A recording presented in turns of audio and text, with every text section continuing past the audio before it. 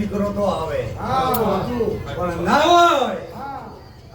લાકડાનો ઘડી પરણ ના પૂરું હું ગણી ની માતા ના કહેવાય આવું મારા ચહેરના પ્રભુ કહી ગયા છે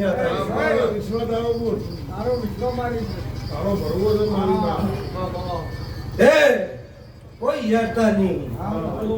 હું અત્યારે તમારી માતા બોલું છું ના પૂરું કરી નાખું તો મારું નામ માતા બોલું આંકડા ફીટ ના કરું તો મારું નામ